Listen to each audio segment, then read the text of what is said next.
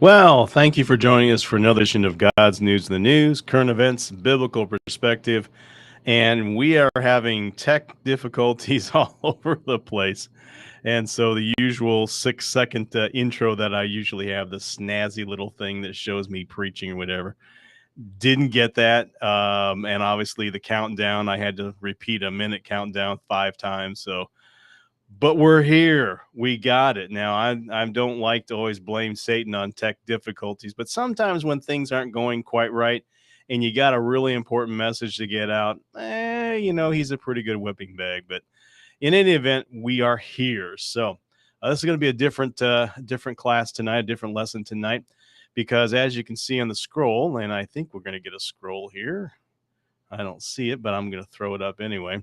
The Cross and the Capitol, examining Christianity's role in politics. So if you were on my Facebook page, I did put some promos up there, and you saw some comments from some people, and they had all sorts of weird, well, they weren't weird, but they're common things like separation of church and state, and conservative Christians, they're not even Christians, and all sorts of stuff. And there was one person that was fighting me with memes, which, it's like, can you just explain yourself? But we're going to get the straight stuff tonight. That's what we're going to have. So our special guest tonight is Scarlett Lani, and hopefully I pronounced that right. But she is a part of Patriot Academy.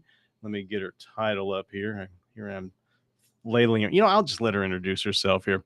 Scarlett, this is so much fun. Oh, there it is. Oh, maybe I could put that up. It's Coach, Program Ambassador, Patriot Academy. She's probably sitting there going, who is this Yahoo and his tech here? But I'm going to get you in there. I'm going to quit wasting time here and bring you on the show here. So you should be in now. Yeah. Come on. There you go. Hi. Have you ever had one of the shows where it's like it goes like this the whole time?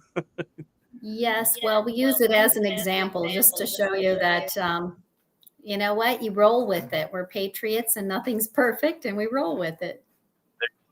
Where are you hailing from there? I can see the background there, but that didn't tell me where you're living at there. So, Oh, well, I am in Southern California, actually. So everybody don't throw anything at your screens because I don't want you to break your laptop because I'm from California. But I just wanted to say that seriously, we've got some hardcore patriots here and lots of them. And the fight is real, and we're stepping up here. So how long have you lived there in Southern California? Goodness, probably 25 years now. Okay, then you've seen a lot of changes, and haven't you there? Yes, I sure have. I sure have. Originally from Michigan, and then I lived in New York City for 10 years, and I've been here, so I'm pretty well-rounded. So you're in the land of fruits and nuts, as we say here, but you're neither of those. So no, there's some normalcy here, believe it or not. Yeah. So anyway, though, you're a coach, program ambassador of Patriot Academy. What does that entail? Well, what that entails is I'm someone who was going about minding my own business. I'm a mom. I'm homeschooling my kids.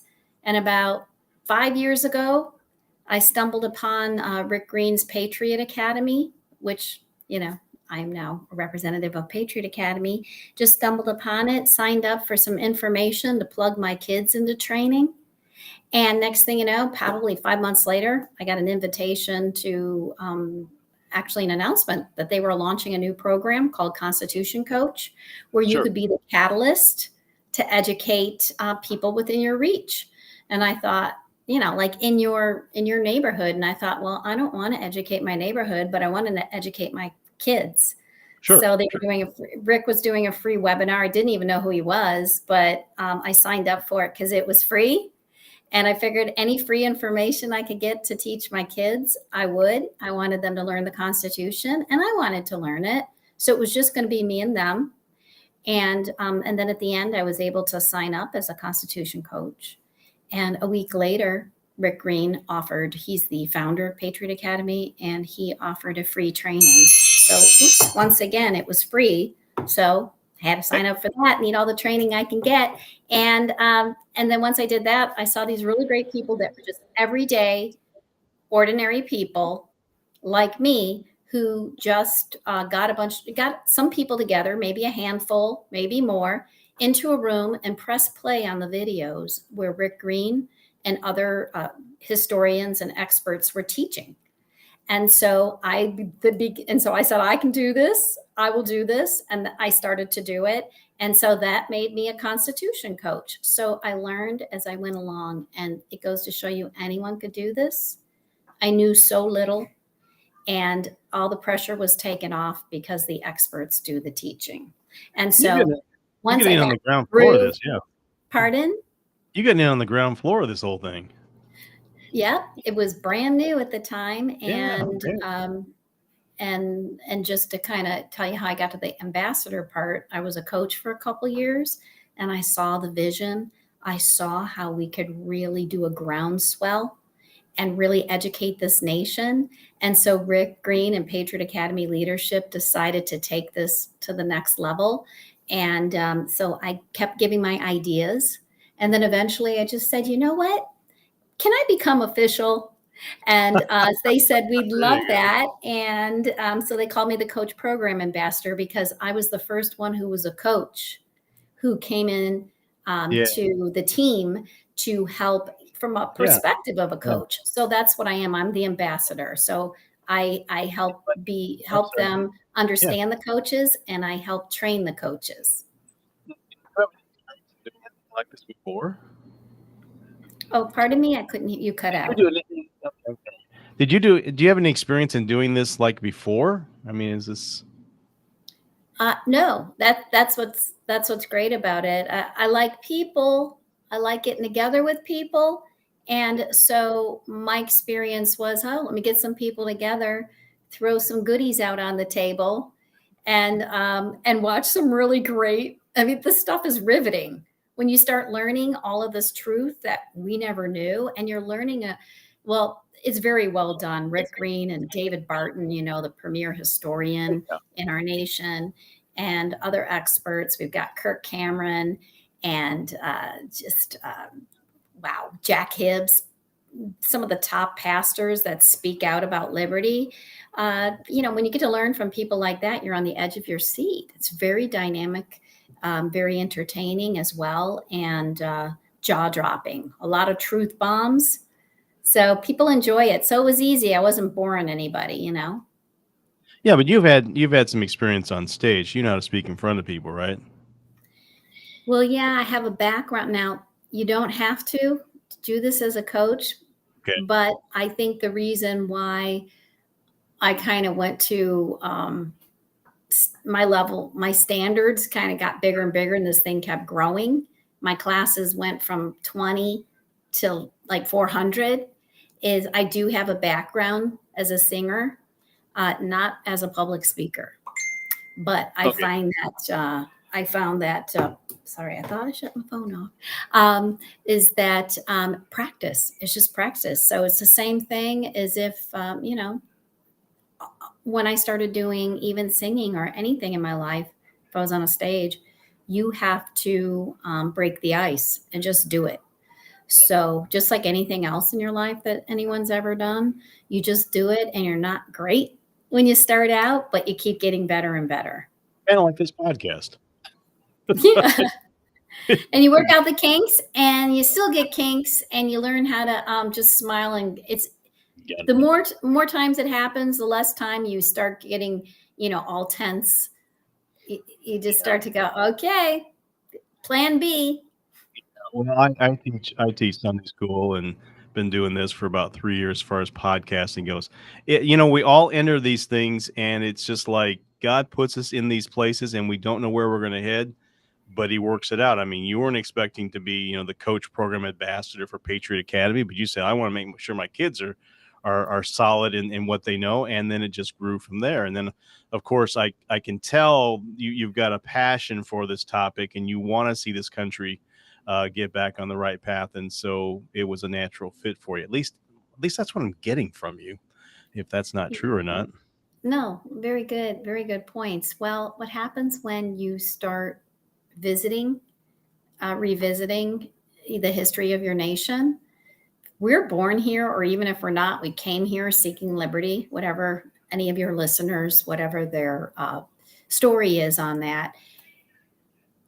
It wakes up that American, I call it the 1776 DNA, that pursuit of freedom and liberty and standing for truth. And so the more that you immerse yourself in this, the more you awaken. Quite frankly, Dave, I was going to do a one and done. I was just going to do my class. I was going to do it in my living. Well, first it was just going to be my kids. I said, no, I can't keep it to myself. So I said, I'll invite some other people. And I said, my living room's going to be too small. So I just asked for a little room at my church and did it there. Most people thought I'd have 5 show up, and I had over 20. And so somehow I just got the fever. It just grew on me. But again, it woke up that American spirit. So how much of this stuff did you actually learn, and how much did you already know? I learned 99% of it. I probably knew 1%. I'm being straightforward here. That's fine. That's fine. Because there's a lot of people that are just like you. They know, they sense, they say, I want to do something right. I know that we're on the right path. I know that God chose this country for a purpose and a reason, but you can't back it up with anything other than just your feelings. Because you're not, I mean, even now, you're not going to get it in school unless you go to a really good, solid place there. So you have to kind of feel it. So we're raising a generation, if not more than 2 or 3 generations have been raised, where they don't really know their history. And if you've been around David Barton, you're going to get your history, if what I can tell is correct. And then now I think you got Charlie Kirk, Kirk Cameron, Rick Green. Those are some pretty knowledgeable people, if I understand correctly. So let me ask you something else. Now, you said you learned 90%, but you had an idea of 10%. Do you engage people not in just a class setting, but do you engage people apart from that, and they kind of bring up the topic, or you just bring it up at a gathering of something? Do you engage people just on the ad lib?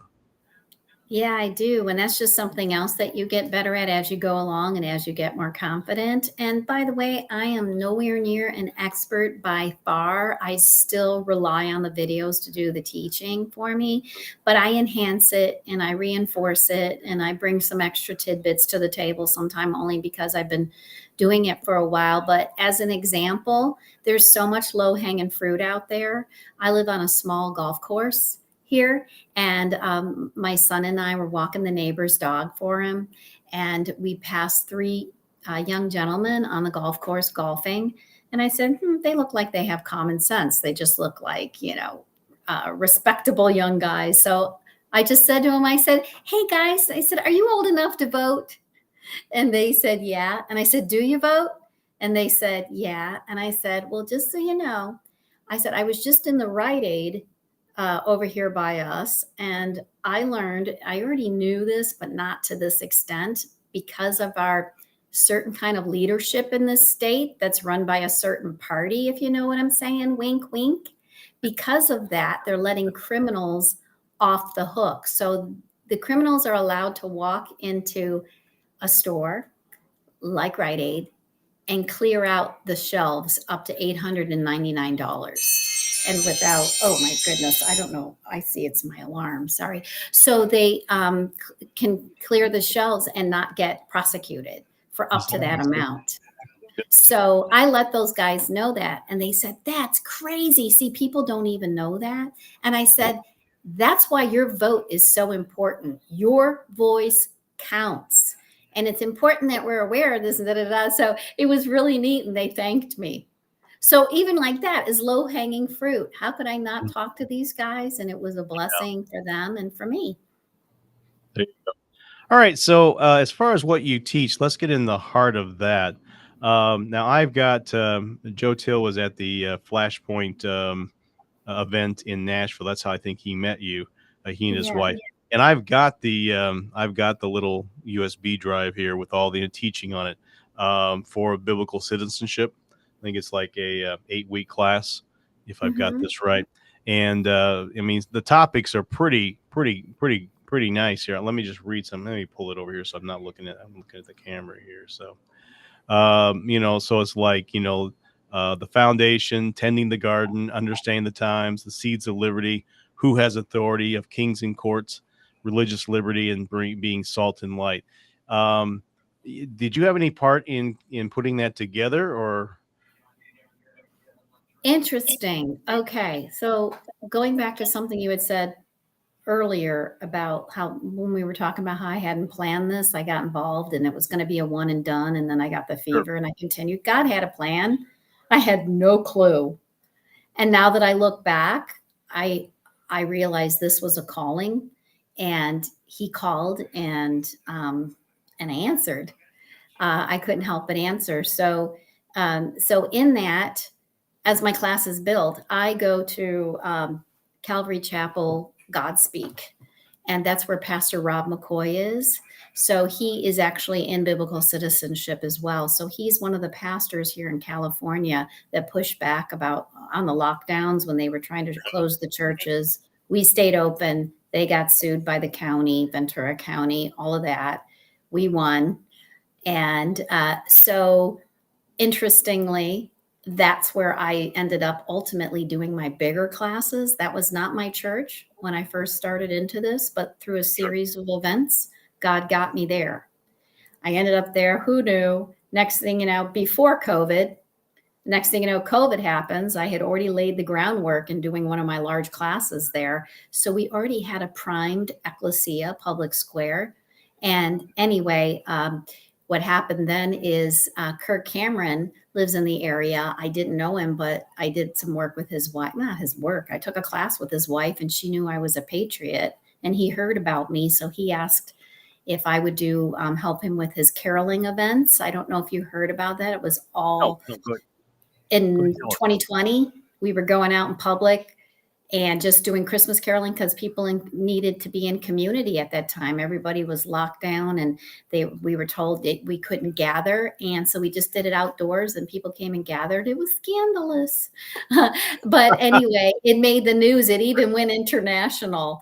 And it's Wow. kind of like his book tour that he's doing now. But through all of that and through the following, Rick Green decided, because of Pastor Rob being so brave and, just doing the right thing and courageous and pushing back and keeping his church open and standing, he decided to film biblical citizenship at that church. Wow. So it was my job to get the people in the seats, and we packed it out. So it was recorded there. And We Kirk lost Cameron was your audio. Oh, let me know when you can hear me again. You're back I'm now. back. You're back now. Yeah. Oh, okay. I don't know what the last part you heard, but You were talking about filming at the church. Yeah, so we filmed at the church in December of 2020. So all the footage with Rick Green on stage, with Kirk Cameron taking us on a journey back to the Pilgrims and the monument to the forefathers that's there in my background that has a secret recipe, the secret sauce to America's success, starting with faith at the top, pointing to the one true God. And so all of that was filmed there. And then a few months later, to finish it off, we filmed again and brought David Barton in for week 3 there that you saw about understanding the times. Right. So that's kind of how I'm tied into it. And then on week 8 of biblical citizenship, Rick, for that recording, he had me and 2 other coaches on stage. It's called the Coaches Panel. And we were able to share our story and why it's so important for anyone and everyone to be a coach, and how it's simple to do and how impactful it is. So I'm in week 8. There you go. Okay. Yeah, I was trying to watch it, and it just doesn't work with my computer. It's like it's fighting me. So all of these things that are getting in the way of getting this stuff done, it's like facing it all. So, you've got we the have DVDs too if anybody needs. And okay. if you're a coach, which is free to register as a coach, you can get free access to the streaming videos from the website. Well, actually, I think if I can get permission at my church, I'll just teach the Sunday school class with it. Absolutely. Oh yeah, We have I'm pretty radical that way. I love it. And if they don't give you Yeah. permission to do it on a Sunday during Bible study, then you could do it on a weeknight. That's what I did, or on a Sunday evening, what Yeah, have you. see, obviously this is my venue. I live stream. Got a class obviously Tuesday at 7, Saturday at 9 in the morning, but I can do it any day I want. So, you know, Oh, I could do it like 8 consecutive days or something like that and say we're going to go through this material. So, um yeah, so I'll make it work if I need to. So, but let me ask you some questions here. Right now, we talked about it briefly before. There's an acronym called LIFT that's involved with Patriot get Academy. out Can of you here. go over those points for us? Yeah, those are the principles that Rick Green had come up with, really, that encapsulates that frame of preserving our liberties. And so that's L for limited government. So, well, I'll go through them all. Individual liberties. So I for individual, L for limited government, I for individual liberties, F for free enterprise, so for the free enterprise system, and T for timeless truths. So that limited government is something, today people are calling out, oh, big government, big government. Big government is not the problem. That's what everybody thinks. It's the fact that because we need a big government, we've got a military, meaning big, meaning some parts of our government Yeah. have to be big. But the limited part is government has certain jurisdictional lines it has to stay in and it can't cross over. So when it starts going into our First Amendment rights, our God-given rights, it's out of its so that's certain areas. It's taken too much liberty, and it was not intended to, and actually not allowed to. So keeping it limited, our individual liberties. Why it's so important that we're not all classed into groups, that we have our own beliefs as an individual. We have our own rights to own property and to Yeah. make decisions on that property. So it's all about the individual, where there's, more of that liberalism or that leftism that really likes to paint everything like we're all a big community and this group has to think this way and that group that way. No, we're all individuals.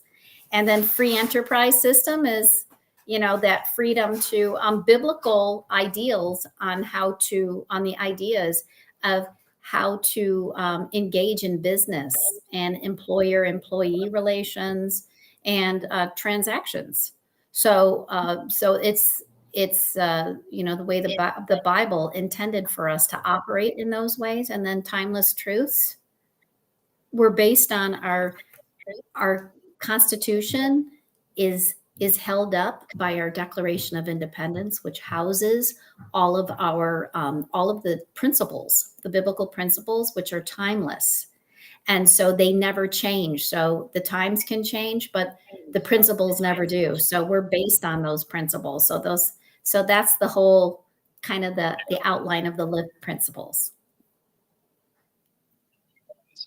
It's out of where we're at right now. You could probably use that word for a lot of different things. So, I want to kind of go here this is kind of like random, but when I was putting on Facebook, trying to advertise and get people to join us tonight, I put the post on Facebook and I got like 4 different comments, and I'm gonna read them and let you kind of address them if you don't mind. Does that sound like something Sure. you want to do? The first Hmm. one was I talked about obviously the cross and the Capitol, examining Christianity's role in politics. And the first comment that somebody had here, I'm not mentioning names here, says separation of church and state, ringing any bells? And then the person under that says if they want to start cross the line, start doing things other than religion, maybe it's time to start taxing the church as well. Those are the first 2 comments. So let's go with that separation of church and state. How would you answer that person? Well, first of all, that's why it's so important we have constitution coaches or biblical citizenship coaches, Right. because we actually learn that there is separation of church and state, but it's flipped.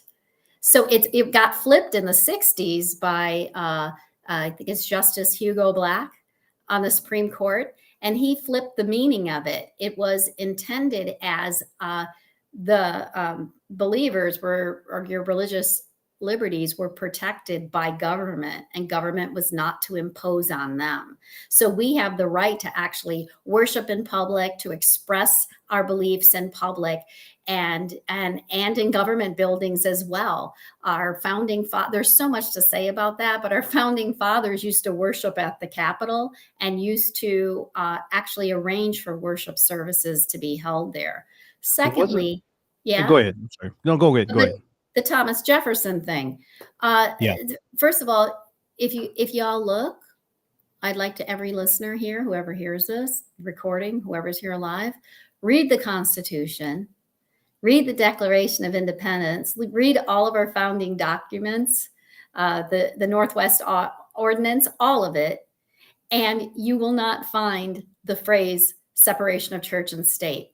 That was used one time in a letter by Thomas Jefferson when he was president. So well after the Constitution was written, right? While he was president, the Danbury Baptist Association wrote him in concern that the Constitution didn't protect even enough the religious liberties so that government couldn't impose a state church. And he just put them at ease, saying, oh no, with the free exercise clause, there's an impregnable wall put up where the government cannot impose itself. And so do you see how it's been flipped to now? Like government's like, no, you can't have any religion in public or in government. Yes. Well, it goes further than that. It's like you can't bring your Christianity into office. It's like, you can't be a Christian and hold office. And, well, you can, but you can't say anything about it if you act about it. And of course, the biggest places where separation of church and state has just damaged our country is in our schools and our public education, where they say, you can't do this. Now, when I grew up, and this will tell you how old I am. We did the Pledge of Allegiance, and we held the flag out. And when we did that, and every day that we did that, one person got to hold the flag out and lead.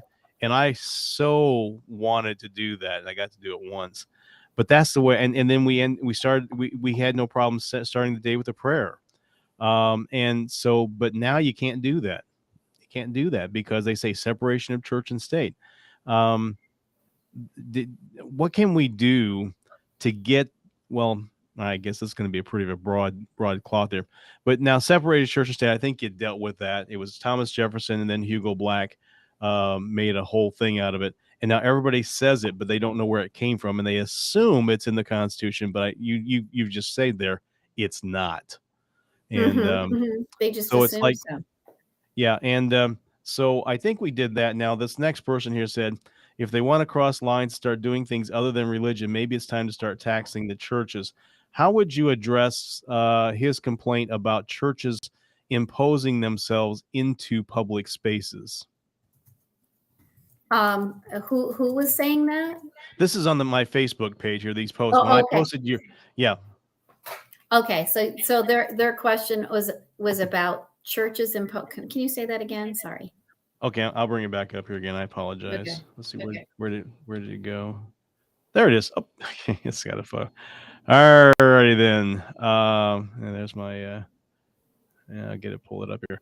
Okay, so he's basically saying that if they want to cross the lines and start doing things other than religion, maybe it's time to start taxing the churches. So he's basically saying if the church does more than just have sermons and they if they get outside their quote unquote lane and start getting into public squares, maybe they should start taxing the churches. How would you answer that? Well, first of all, I just wanted to know, what does he mean by getting into the public square? You mean going out and serving, going out and doing a sermon, going out and recruiting other people to take action, to stand for liberty, or recruiting people to come to church? I'm just curious. No, separation of church and state ring any bells. And what I'm getting from it now, obviously he's not here. Why would you come and listen to what we were talking about?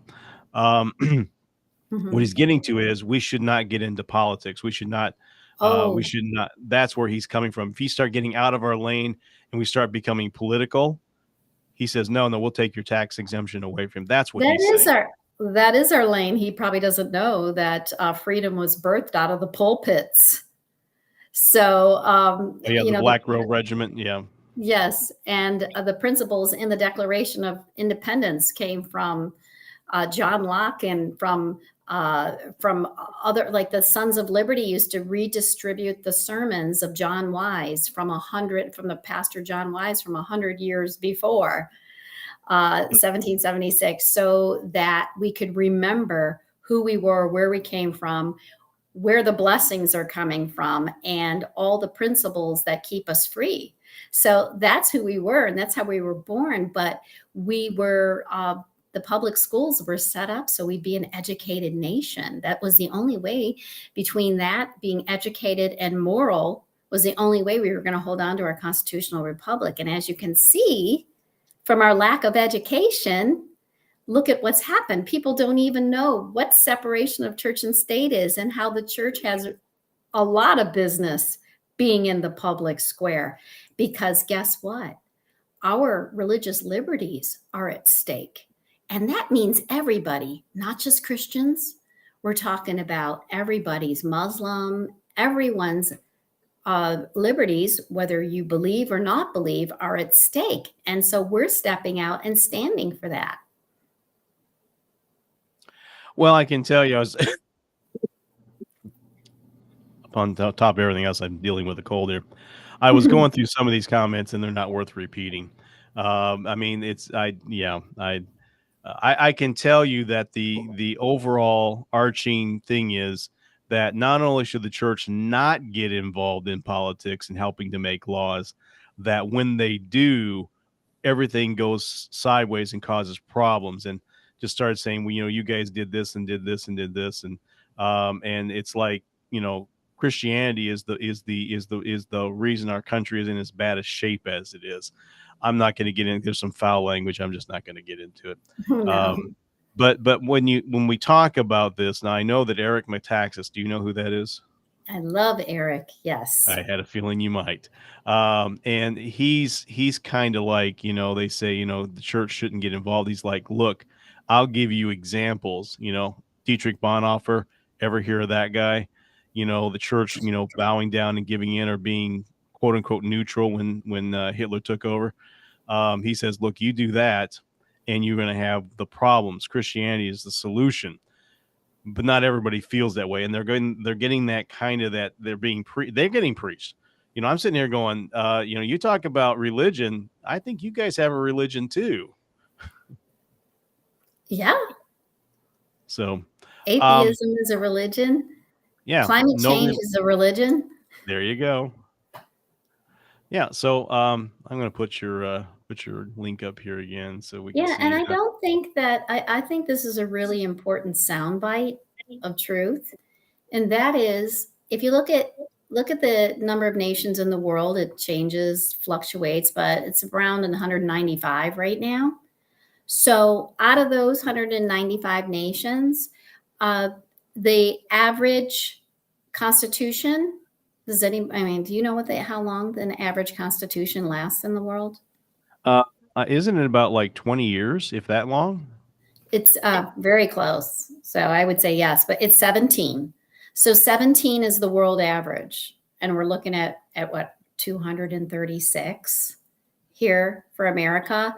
Do you think that was just some kind of happy accident?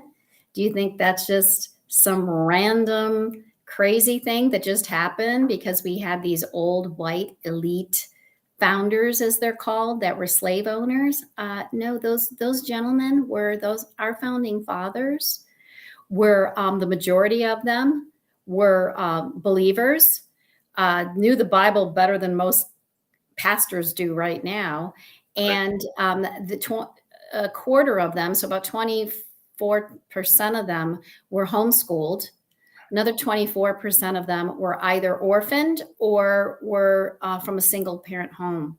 So there's a lot of myths out there that these guys were elite and grew up in the best conditions possible. A lot of them were self-taught.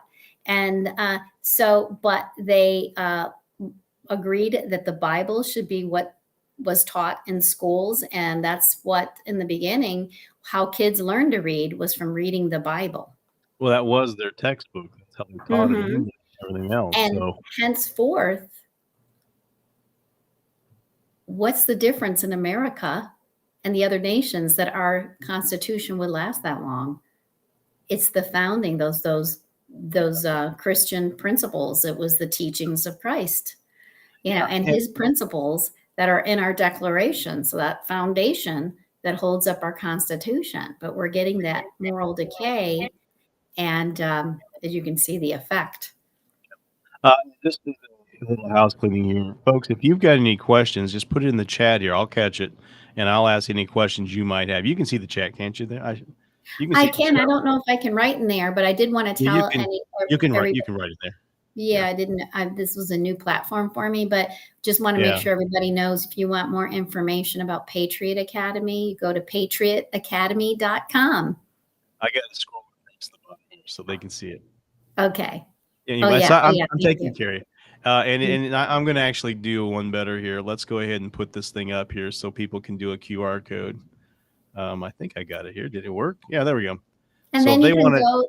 Oh, awesome. Yeah, there you go. So very good, David, because you can go when you go to patriotacademy.com and across the top where it says programs, when you click on that, you can click the Constitution Coach program or Coach program. You click on that, and then you can find out how easy it is like that to become a coach. And really, what is a coach? It's somebody like me that didn't know what they were doing, that signed up for something that someone else was doing the teaching, and I just gathered people together and pressed play. I'm going to ask my can you put up the website there? Show that if you can. He'll work on it. He'll get it. No. Oh, he will. There, see, I got people. Thank you. Yeah. There it is, right there. So usually up at the top, it'll have a place where you can click and scroll down. Oh, there you go. So under programs, this is great. Back up, Tom. Yeah. Everybody watching can learn how to go, and then go to Constitution Coach. You click on that, and then this page tells you about it. There's a video from Rick, and then if you keep scrolling down there, we're right up there even. Where it says become a coach, click there, and then there's a free option to sign up, and that's all you need. We train you in everything. It's great. You know what I like? I like having a team working with me because I couldn't handle all this tech. So yeah, it's hard to multitask when you're running a show. Yeah. So, and then we're back again. So, I probably shouldn't say much about this. I should go, it always goes this smoothly. It always works like this. Yeah. And I got another person in here that's training on being an engineer too. So I'm kind of I'm building my team here. So, I had a question, but not all of this stuff here. Obviously, we go to the website and we start there, become a constitutional coach, and it's all laid out there for you. How many states are you in, and how big is your presence in the states? We're in all 50 states. We've grown exponentially. So when I signed up, I was probably coach number 72, something like that. And as we've grown, so that was November 2018. I did my first class, started it in January 2019, and then 2020 happened, and all of a sudden people want to know their rights and they're stuck at home. So we started doing online classes nationally. People signed up to take the class, and then we offered them to become free coaches, and then more and more people started signing up, and we've partnered with Turning Point USA, Convention of States, My Faith Votes, Kirk Cameron, all these different organizations that stand for liberty and truth. And in doing that, we've grown to, we're almost about to hit 25,000 coaches. What I don't know if you know these stats. What state has the most of these coaches in it? Do you know? Texas. And guess what? I think California is second. There you go. Yeah. And Colorado has 700 coaches. Wow. So I don't know all the numbers for all the states, but I happen to know that, I know Texas and I know California, and I know Colorado. Put all these QR codes up. If they can't, and what you can do is if you don't get your phone out now and you can't catch it, just watch it again and then pause it. And you'll get these links. It'll get you where you need to go. So we want to Yeah. make sure you have as much option to become a part of this as you can. And when we were talking and setting this whole thing up, Scarlett said if only a few people become coaches or are touched or in, they take the dive, so to speak, it's worth it. Well, we're going to get more than two. And that was my goal. My goal is a lot more than two. We live in the good state of Wisconsin, so I don't know how many people are doing this in Wisconsin, but we can build on that here too. Definitely. There's definitely room for growth there. And I just want to let you all know this is so powerful. So you're not just getting people together and they're not just sitting there on the couch getting educated. This is a time of when you do this, you're providing hope for people because, if people are watching the TV, they're getting sucked of any hope. If they're hanging around naysayers and such as that. So people need hope. And then when you get them together, you're giving them an education, but you're also giving them confirmation that what they believe and feel that they've really known about America is true and that they're not alone. And that's really big. So that's the other thing you're giving them. And then the third thing is that fellowship, is that iron sharpening. So when we get together, it's coals heat up when they're together and they go out when they're alone. So when we get together, that's when the magic happens. The video's played, people are going, ooh, looking at each other. I didn't know that. Ooh, it's fun sharing all of that. And then when the video's done, the magic happens when we all start talking and then people start, wow, yeah, I didn't know that. And then the brainstorming happens. And then next thing you know, certain amount of people in your class want to get involved and start making a difference. And so there's a clear call to take action because to whom much is given, much will be required. So what happens is people kind of know now, oh, I can't just sit back and be apathetic anymore. I'm being called to do my part. And you don't have to do really hard things. You can just find that one thing that needs to be done that speaks to your heart that would actually be fulfilling for you. So for some people, it might be, hey, I want to work with election integrity. Somebody might be, I'd like to support someone's campaign. Hey, I can show up and set up, and whenever you're doing your cocktail hours or whatever it is you're doing to fundraisers, your coffees, I'll come and set up or whatever it is. Other people, we have people standing and worshiping outside of the Planned Parenthood. So there's a movement for life. It's like, where do you feel called? Do you want to push back against this school boards? Maybe not run for office for school board, but maybe yes. Or maybe you'll get behind the person that does want to run, or maybe you'll just show up at the meetings and push back at this evil that they're trying to push upon the kids. But anyway, there's a whole list of things you can do. You could go into a school and do a 40-minute Constitution presentation. We have a slideshow that all you have to do is just talk about what's on each slide. We even have a little booklet you can do that with. So there's so many different options. And when people get into these classes, it's like the light bulbs start going off and everyone's feeding off of each other of what's possible. Okay, and we got a couple. Every little action makes a difference. Which actually is a good segue because I've got a question that just hit on that here. It says, "Hi, Scarlett. Enjoyed seeing." This is Joe. You probably remember him. Enjoyed seeing you at Flashpoint Live in Nashville. Please share what you talked about. How people can start small again, just having friends over and hit play on the videos. Yeah, Joe. Oh, it was such a joy meeting you. I walked off the stage and I was on the way back to our Patriot Academy booth and I loved it. Joe was so excited to grab me and tell me about David's show here.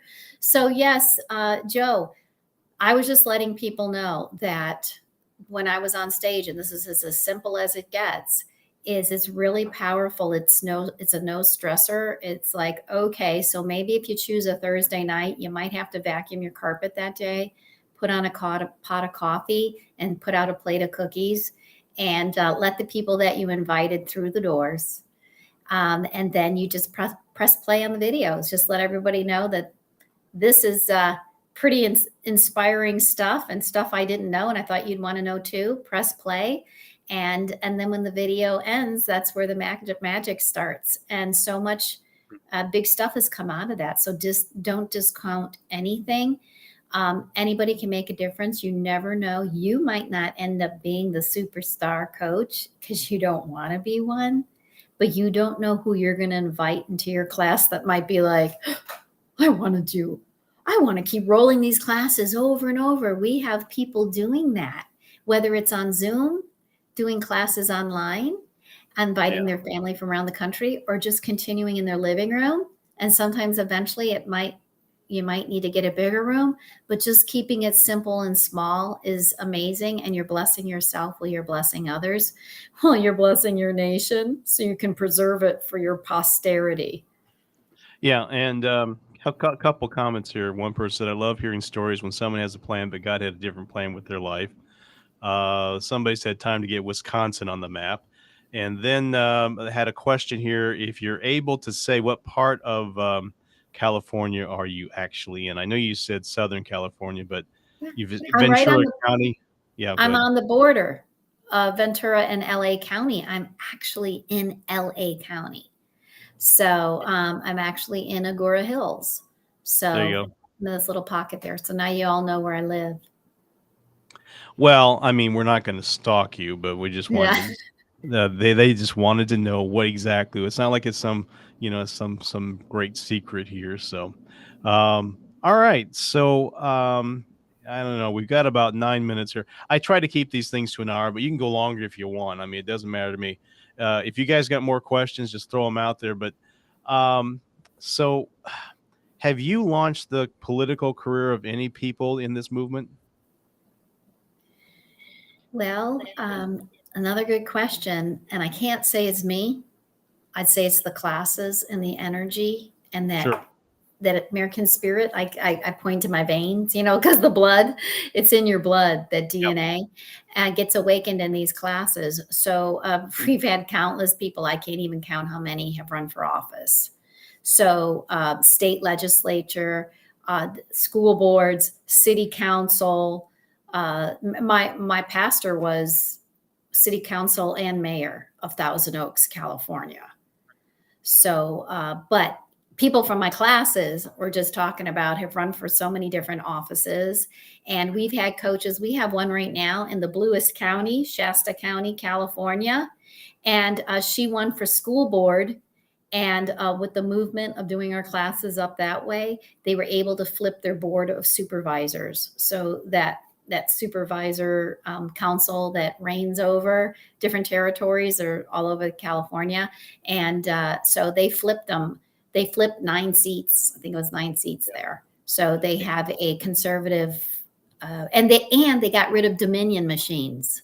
Hello, in that county. So look at what can happen. But all of this was really the groundwork was laid in our classes. And I think that okay, somebody's saying there's a chat there. I got so many. You can see these too if you look down there. I think in the private chat you can see he's talking. Okay, that's I'll start monitoring that one more. You don't have to. You can stay whatever you want here. I mean, this is one of those things where I'm just kind of learning my way through this. This is like the 4th interview I've done. So I just have to say because I did say that. See, somebody had said, it's so cool when you're on one path and God takes you, he has another plan for you. That is the most beautiful thing. And you never know when you step out what he's going to do. And he totally caught me off guard. And it was a good thing.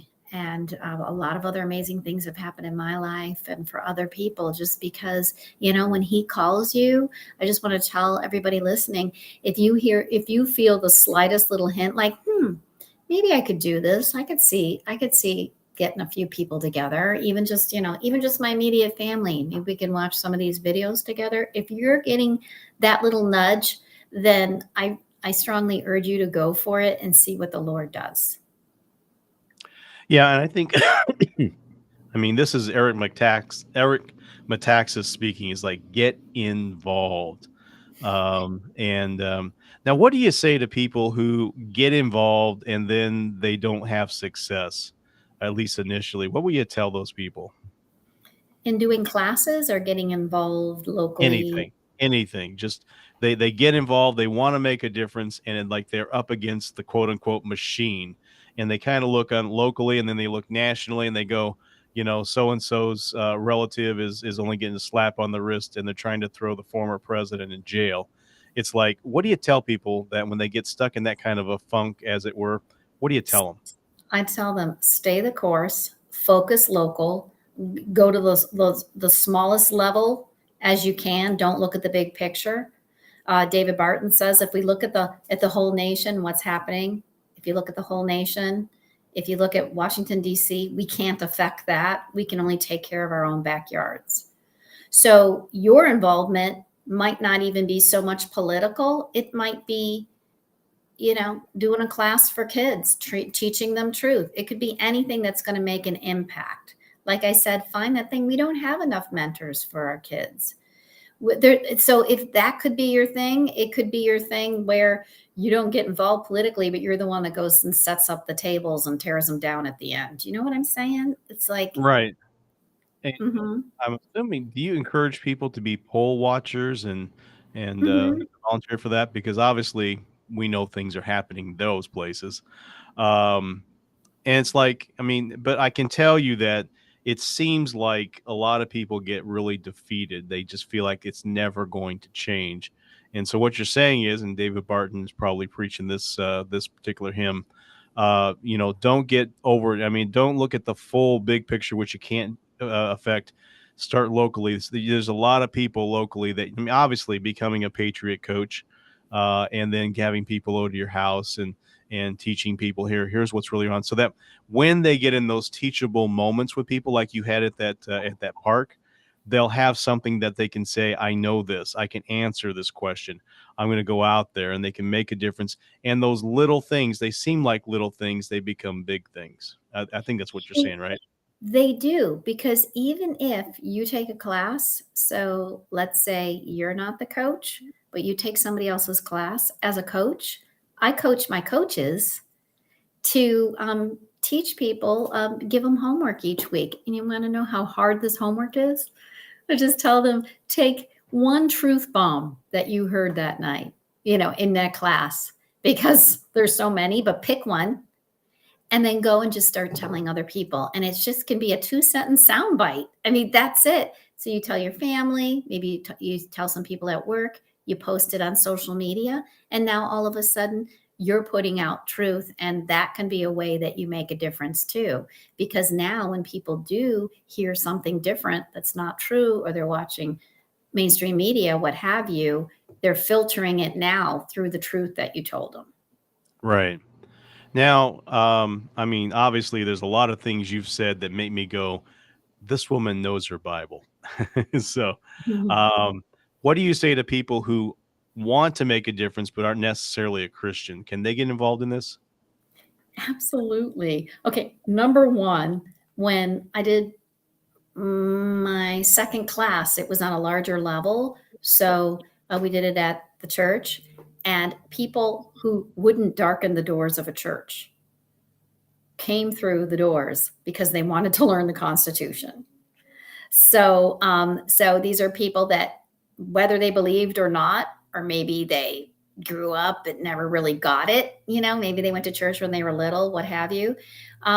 People are seeking truth and they want to know. So there's plenty of people out there that might not be believers or solid believers or claim to be believers, because that hasn't been woken up in them, but they they can be a part of it too, and they're welcome to come along. And a lot of times the Holy Spirit does his work, and they're hearing, you can't help it, the founding fathers quoted scripture. So people in the classes hear scripture, they hear the principles, the biblical principles that we were founded on, and Yeah. they're around all these like-minded people who love their country and who love the Lord, and many times they start getting done by the Holy Spirit. Yeah. So but nobody evangelize them. It just happens because they're hearing this and then they're looking around at all these happy people and these people filled with hope, and they want some of that too. But Yeah. whether they come around or not, they're welcome. We welcome all. Right. And you partner with people even if they're not Christians as well. So that's what I was kind of getting to. Got another Mhm. question down here is how is your family with everything you're doing? Are they involved with you? Has God called them to teach with you? What a good question. Because one of the reasons I wasn't going to do this is, and back when it first all came down and I saw the video, yeah, the free webinar, is I was like, oh, this is going to be one more thing that takes me away from my kids, right? Because I'm going to be so involved in business. So what I did is it Right. became a family mission. They came and helped me set up. I put my kids in front of the class and so you take what you've got and you use it. So how does it work for my family? They became a part of this. They're involved. They contribute. My boys get in front of the room and they quote the founding fathers and segments of our founding documents. And they have they've grown to, it helps a buy-in. This isn't boring to them anymore, Right. because they're involved and they get it and they've grown into it. So that's why. So it really hasn't been disruptive to my family. It's been a blessing, and sacrifice in some ways, maybe, but the return of blessings, that's not why I did it. It's just an ancillary effect, is the blessings that come from it. And now my boys are desensitized. They can get up and talk in front of any crowd because I They keep lost putting them up in front. So they're good. yeah. At that age, I would have been a mealy mouse.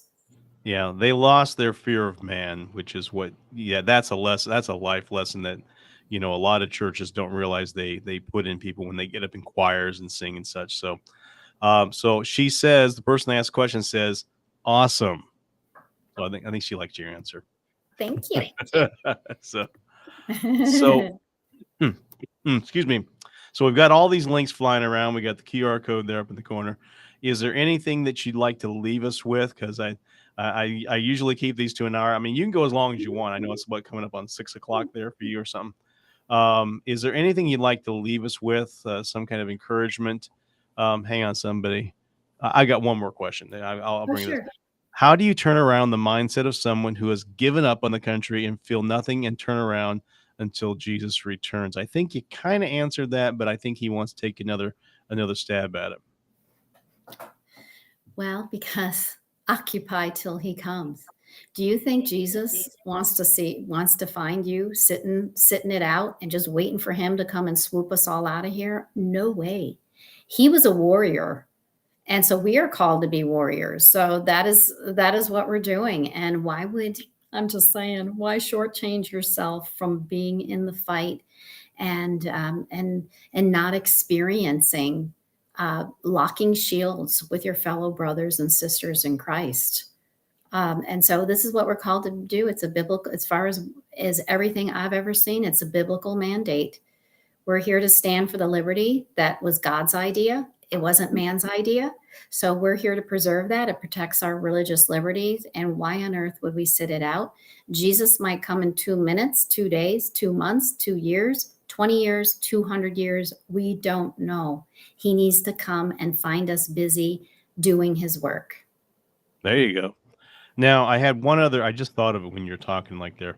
I had one other person. It wasn't in this Facebook chat, but it's one of my friends from Illinois who posted a tweet from somebody said, you know, uh, the church has to get away from trying to change Rome because Jesus didn't have any control over that. We need to change Rome the way Jesus did. And I sat there and I thought about it and I went, well, then how did Jesus change Rome? What would you say to that? Well, let's put it this way. I was just thinking about, do you think that Jesus was just there to let Rome go about its business without making an effort to have an impact? Was he to be impacting the people of Rome, or were the people of Rome to be impacting him and his church? So we feel by every indication from the Bible that the church is to impact the culture. And because we've been sitting it out, not wanting to ruffle anyone's feathers and just being in our own little church hub of this is us, this is our safe place. No, we are to go out and influence the culture as opposed to waiting for all the problems caused by culture and picking it up downstream and trying to clean up the mess. We gotta start at the top up there and keep that less of that from coming downstream. So it's a multifaceted thing, is what I'm hearing. But one thing it is not, and I think again, Eric Metaxas would be shouting from the rooftops. It is not getting out of politics; it's getting very involved in it. And so yeah. And then one of the comments here: how did Jesus change Rome one person at a time? Well, eventually, I mean, I know the history of this whole thing. Yeah, Rome took a while to change, but it changed because Christianity got stronger and stronger. Well, that is one person at a time. Yes. So there you go. Perfect. I want to say, David, that's what this is all about. We're impacting liberty, impacting the culture, and our citizenry, really one citizen to another. So hosting these classes, having a handful of people over to, just like that little homework assignment, just tell people go and share one little truth bomb that night. So it's going from one citizen to the other, just as in discipleship. You're still learning, right? I don't think you ever stop learning, right? Wish What's I the had more last? time. Yeah, go ahead. Yeah. What have you learned recently that you didn't know before? Ooh, I'm trying to think what's most recent that I learned. I wish I could recall one. I can't remember right now. Most recent, but one of the things that stood out to me that I learned in our classes when I first started was the myth of the judiciary is that judges aren't appointed for a lifetime, and people didn't know that. Yeah, they can be recalled. They can be also Pardon? they can be impeached. They can be recalled. Right. And even for something like bad behavior. Yep. Gee. Yeah. Mm-hmm. So yeah, I mean, and then I think the overinflated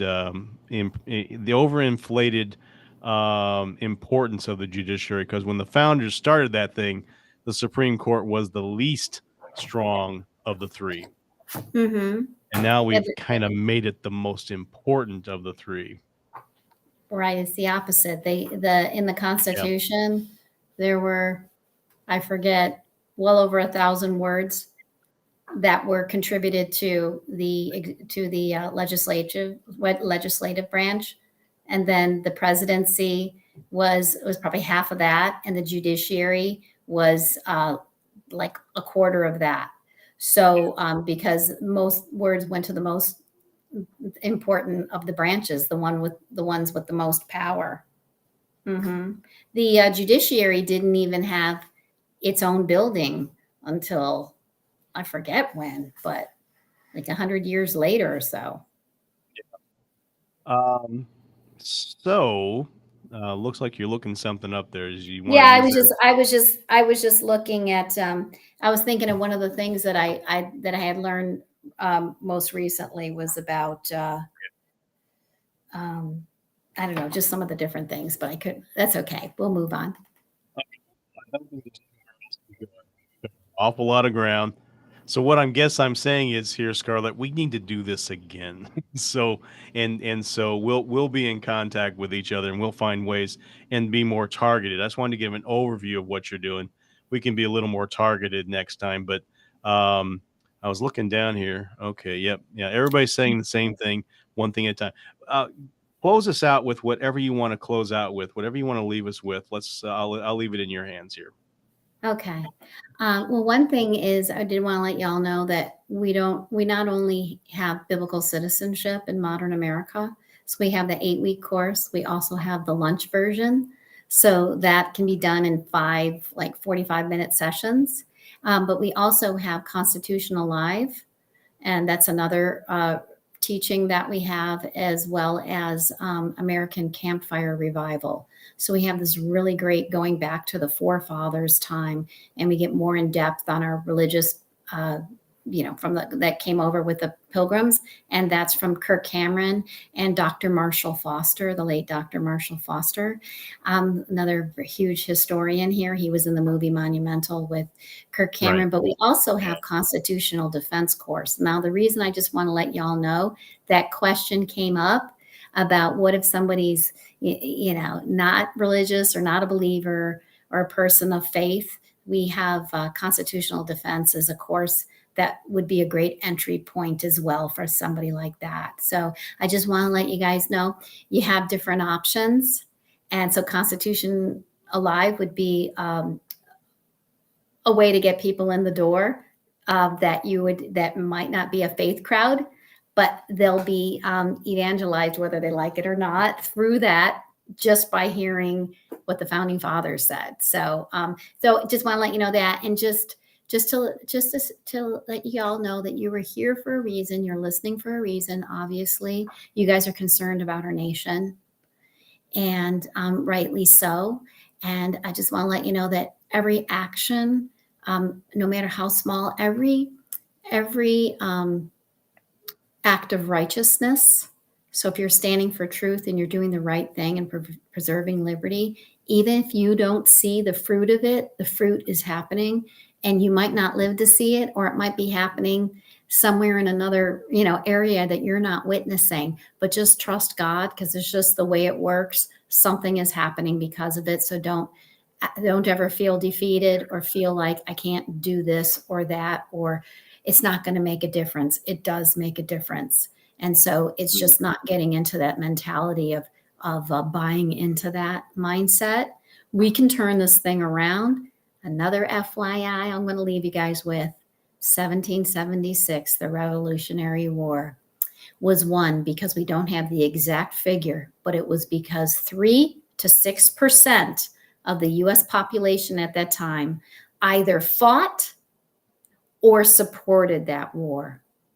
So look at that small percentage. We don't need 50%. We don't even need 10%, but we got to get to that 6%, somewhere between 3 and 6%. And there's 330 million people in the United States of America. And you know people that I don't know, and I know people that you don't know. So you get to your people, do a class for them, and I'll get to my people and do a class for them. And pretty soon we'll be at that magical 6%. And that'll be the magic number. We can make that turn back. Okay. Well, we're going to let it sit there. I'm going to go ahead. Would you mind closing us in prayer? Oh, thank you. It'll be my honor. Thank you. Dearest Lord, just want to thank you for this amazing opportunity. Thank you for the souls that are listening here this evening. Thank you for David for spearheading this project to get truth out, Lord, and to glorify your name. He is being salt and light in this world as you have called him to be, Lord. So he is an obedient servant, Lord, and I know that's all you ask of us. And it is our privilege and honor, Lord, to serve you at this most epic moment in our nation's history. And Lord, thank you for history, that we can look back and see that we're not there's nothing new under the sun, as your word says. We've seen very dark days in this nation before. There has been wickedness, Lord, on large levels in this nation, Lord. But when your people turn back to you and stand, Lord, on your word, and stand for truth, and reach out to others, Lord, and make disciples of others, Lord, we do see your hand that has come back on America over and over again, Lord.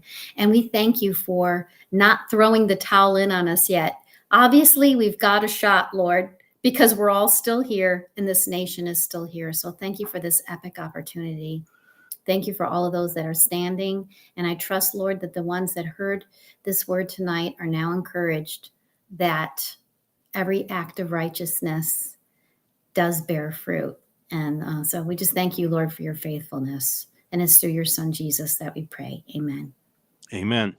I'm going to go ahead and stop the live stream here, but Scarlett, if you can just stick around for just a few more minutes, just stay connected.